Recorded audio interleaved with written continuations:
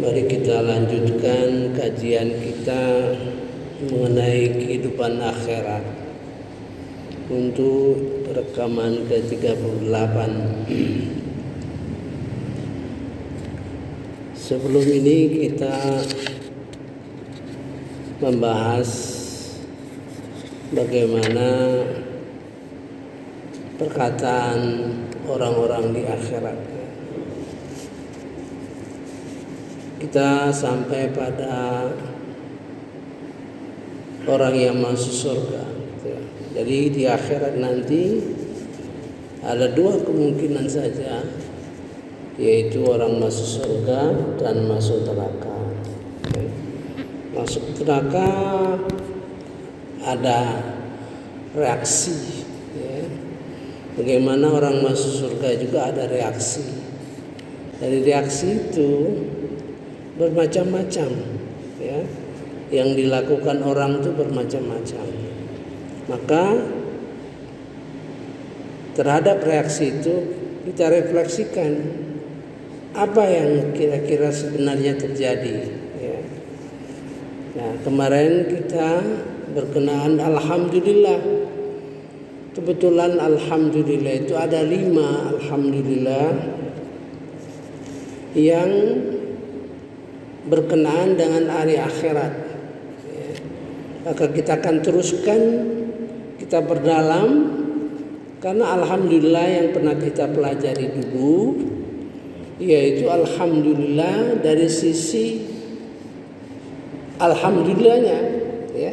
Sekarang kita perdalam karena berkenaan dengan hari akhirat dan orang yang masuk neraka, ya. Kalau alhamdulillah yang kita pelajari dalam pembahasan alhamdulillah itu berkenaan dengan orang yang masuk surga, tapi tidak terlalu dalam, ya. Mari kita dalami. Kemarin kita jumpai, ya. Jadi orang yang masuk surga itu mengucapkan alhamdulillah alladzi adhaba 'anna al-hazan, dan seterusnya. Bersyukur alhamdulillah Allah yang telah menghilangkan kesedihan kami, dan seterusnya, ya. Kemudian ada ayat pengantar, ya. Jannatun 'adnin yadkhulunaha yuhallawna fiha min asawir min dhahabi wa lu'lu'a walibasuhum fiha harir. Kata pengantar bagaimana dia masuk surga. Dari cerita di dalam surga itu, artinya karena dihiasi dengan bumbu-bumbu, ya. Biasanya kalau masuk surga itu kan biasa saja. Ini bagaimana dia dihiasi gelang-gelang, ya, dari emas dan mutiara. Itu menunjukkan bahwa orang ini masuk surga punya kelas tersendiri, ya. Supaya kita paham memaknainya, gitu. Kemudian tergambar kita bahwa mereka yang masuk surga ini istimewa, ya. Dia masuk sendiri, ya. Yadkhuluna. Jadi orang masuk surga itu macam-macam. Ada yang digiring, ada yang masuk sendiri, ya. Ada yang didekatkan dengan surga, ada yang dimasukkan. Tuh, ada 4 minimal yang sudah kita pahami. Sedangkan dia ini masuk sendiri, gitu. Kalau kita gambarkan, kira-kira orang penumpang pesawat di mana orang tersebut punya kartu gold atau silver, kartu emas, mudah masuk tuh kapan saja, ya. Nah, sebelumnya ada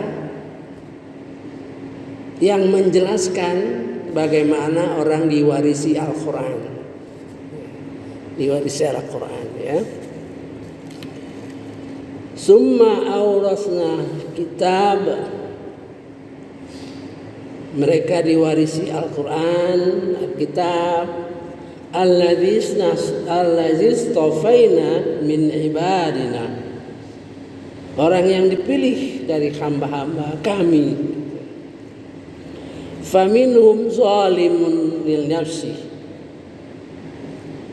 maka di antara mereka zalimi dirinya.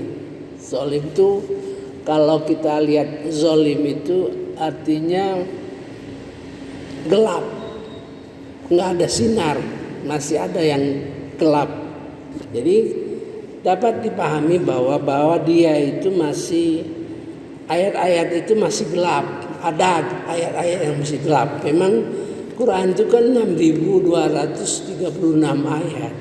Tidak mudah, tidak semuanya bisa kita pahami dengan baik.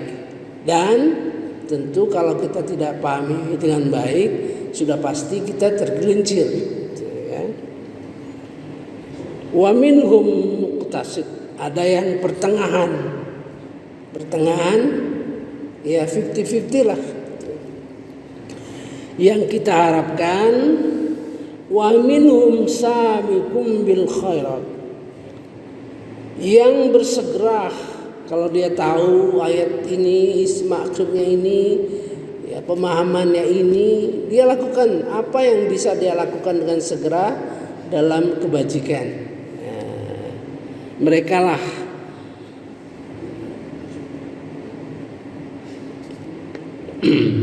lah yang paling baik. Wa minhum sabiqum bil khairati biiznillah, berlomba-lomba. Sabiqun itu lebih maknanya lebih berlomba-lomba. Kalau sari'ut segera. Dalam pemahaman kita mengenai istighfar ada dua macam. Ada beristighfar orang yang beriman dan orang yang takwa. Zalika huwal fadlul kabir, itulah kurnia yang paling akbar, paling besar. Mudah-mudahan kita termasuk seperti ini, ya. Nah, sekarang ayat berikutnya sebelumnya, untuk mengantarkan kita kira-kira menjadi orang seperti itu, ya, kira-kira apa yang dilakukan, ya.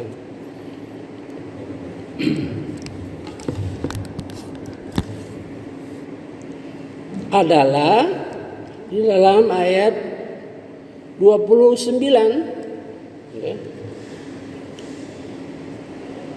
Sesungguhnya orang-orang yang selalu membaca Al-Quran, ini selalu membaca Al-Quran dan melakukan sholat. Ada dua di dalam Quran ini, antara baca Quran sholat, baca Quran sholat, baca Quran sholat, ada dua. Ini diantaranya. Satu di surah Al-Ankabut, ya, nanti kita temukan.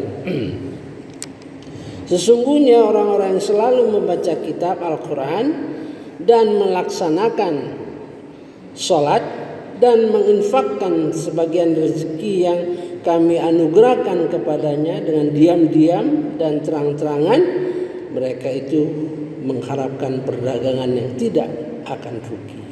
Sekarang kita perhatikan ayat-ayatnya, isinya. Innalladzina yatslunal kitab Allah,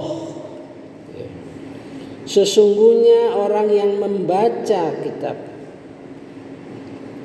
Al-Quran, kitab Allah. Kalau pakai kitab biasa saja, Tapi kalau kitabullah itu menunjukkan kesempurnaan Al-Quran itu, ya. Al-Qurannya sudah sempurna, ya. Melambangkan kesempurnaan dari yang baca itu. Dia baca kitabullah, dia baca Quran sempurna, ya. Yatslu, nah ini yatslu ini artinya membaca, tapi sebenarnya asal katanya tala. Tala itu membaca dengan ilmu. Dia membaca dengan ilmu. Jadi sembari membaca, dia menggali ilmunya. Dia belajar sedikit-sedikit. Apa syarat-syarat ilmu Al-Quran itu? Satu, ya, kita ngerti bahasa Arabnya. Sedikit-sedikitlah kita usahakan mengerti bahasa Arabnya. Karena di dalam kata-kata bahasa Arab itulah tempat ilmu. Tempat ilmu itu di kata-kata, ya. Dan seterusnya, itu banyak rangkaiannya. Jadi orang yang yatslu itu membaca Quran dengan ilmu, ya. Nah, kemudian wa aqamus shalah. Ini terjadi perubahan fiil. Yatslu itu fiil mudhari', wa aqamus shalah fiil madhi. Yang sering dijadikan sasaran orang-orang yang bukan Islam yang ingin mengkritik Al-Quran itu. Mengapa ini pakai future? Mengapa ini pakai past tense? Ini tidak konsisten. Gitu. Dia tidak ngerti pemahaman isinya. Jadi orang ini membaca Al-Quran konsisten terus-menerus karena begitu banyaknya yang harus diperhatikan, dan sudah mendirikan sholat, ya, sudah masuk Al-Quran itu di dalam sholatnya sedikit, ya. Wa anfaqu, ini fi'il mudhari' juga, dan menginfakkan. Jadi sudah masuk dalam pemahaman dia berinfak gitu. Al-Quran itu masuk di dalam pemahaman, di dalam melakukan infak.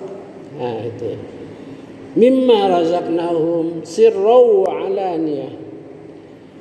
Mimma razaqnahum sirran wa alaniyah. Ini simbol aja. Ya, simbol dalam berinfak itu ada 7 kelas. Ya. 7 kelas berinfak itu. Sirran wa alaniyah itu simbol aja. Sudah masuk merambah di dalam melaksanakan infak itu, sudah melambah 1, 2, 3 terus sampai pada akhirnya dia berinfak itu merupakan alat ibadah dan alat perjuangan di dalam fisabilillah. Kita tahu akhir dari infak itu harus punya kesadaran bahwa infak itu adalah dalam rangka mengcounter, melawan nih infak yang dilakukan oleh orang-orang kafir dalam usaha mereka menghalangi kita dalam fisabilillah. Di dalam surah Al-Anfal ayat 36. Orang kafir pun berinfak. Nah, itu ya. Yarjuna tijarat tal lan tabur. Mereka mengharapkan perdagangan yang tidak pernah rugi. Sekarang apa yang dikaruniakan Allah kepada dia? Liwafiyahum, akan dia sempurnakan kepada mereka ujurahum, pahala-pahalanya. Jadi ibadahnya itu saking mendekati kesempurnaan, disempurnakan oleh Allah Subhanahu wa taala, ya. Wa yazidahum, ditambah karunia-Nya, ditambah maghfirahnya, ditambah ampunan, ditambah rahmatnya, gitu. Innahu ghafurun syakur. Sesungguhnya Allah Maha Pengampun dan Maha Mensyukuri.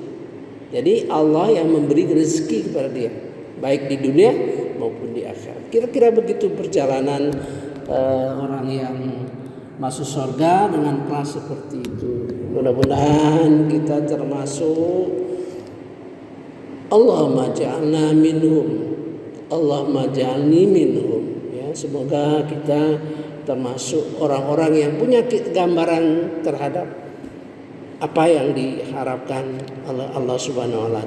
Kunci utama adalah membaca Quran dengan ilmu, ya. Saya kira kita lanjutkan nanti. Baru satu ini, 4 lagi akan kita bahas secara mendalam. Kira-kira mapping tipologi orang yang masuk surga itu kita bisa tahu. Oh, orang yang masuk surga itu seperti itu. Dari 5. Termasuk juga gambaran orang masuk neraka. Karena Al-Quran itu selalu menggambarkan positif dengan negatif. Dengan positif kita tahu, dengan negatif kita tahu ukuran yang positif. Begini, positif paham kita, tapi kita tidak tahu. Dengan digambarkan negatif, kita bongkar yang negatif ini, kita robah menjadi positif. Nah, di situ kita bisa mengukur yang positif itu ukurannya bagaimana. Subhanakallahumma wa bihamdika asyhadu an la ilaha illa anta astaghfiruka wa atubu ilaik. Wallahu a'lam. Wassalamualaikum warahmatullahi wabarakatuh.